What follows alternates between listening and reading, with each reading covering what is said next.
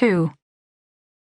The next morning, Kat, propped up on pillows, watched Scott as he dressed for the office. His movements seemed easier, calmer. Last night's emotion had been a kind of catharsis for him. In the dresser mirror, his eyes met hers. "Did you sleep?" he asked. "A bit. Did you?" she asked as he turned from the mirror. "Yes, some." She picked up the newspaper, glanced at the headlines, put it back on the bed. He had brought it in to her, along with a cup of coffee. He came to sit on the edge of the bed and took hold of her hand. "You see the therapist today?" "Yes, this afternoon." He was really asking, she knew, whether she planned to go out at all. He worried about the inertia that held her in the house. She had not been back to work since their son's death, had no idea when she would return. "I'll be home as early as I can," he said, "but there's a lot going on." Kat nodded. She listened as he left the house, tracking his footsteps on the stairs, before she moved from the bed to the window to watch him walk to his car. A slam of the car door, the sudden loud life of the engine, and then he was driving away. She waited until the sound faded as he turned the corner and was gone. 10 hours until he returned. Maybe 12. Distracted by the whine of a garage door, Kat looked across the street to see Brooke leaving for work in her red Miata convertible. Her neighbor's blonde hair was tied back with a glowing gold headscarf, and she wore large wraparound shades, though the early morning light was still dim. Brooke glanced toward the house, must have spotted the shadow of Kat behind the blinds because she waved, then touched her fingers to her lips to blow a kiss before gunning the car engine, heading off into her busy day.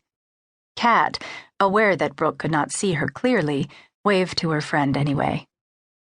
In the kitchen, Kat stood at the window looking at the garden, neglected these past weeks, thinking about what Scott had said 2 nights ago.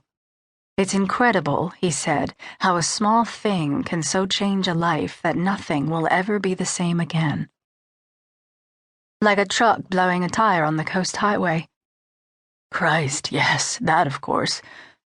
But things that seem insignificant at the time.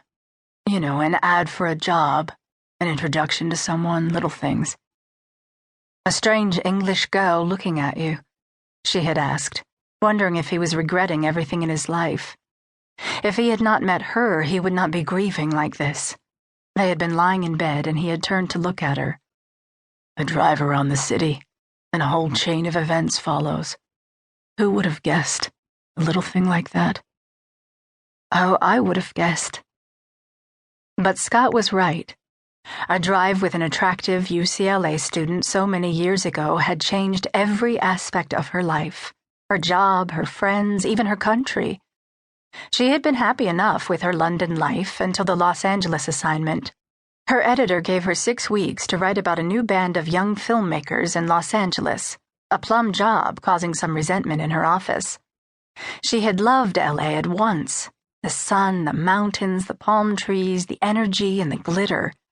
She was amused by the enthusiasm and arrogance of the creative young people she met, who believed with their very souls that this was where it was happening, this was the place. She met Scott 2 weeks into the assignment at a party held by a group of USC film students. She noticed him at once, a tall young man, hair rather long, dark blue eyes, a wide, warm smile. He studied Kat.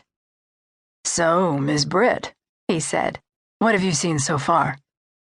"I've seen Sunset Strip, Beverly Hills, Santa Monica, Malibu," she told him. "Just about everything." He laughed out loud. "Everything? No kidding. Hey, come see a different LA." She thought he was an actor. He was as good-looking as the other young men around and was dressed the same way.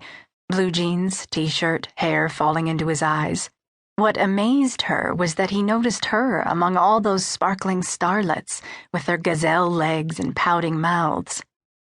The next evening, he drove her to Old Pasadena, then on to the San Fernando Valley, through the town of San Fernando with its Spanish buildings and charming town center, and to Pacoima with its early flickers of menace and youth gangs.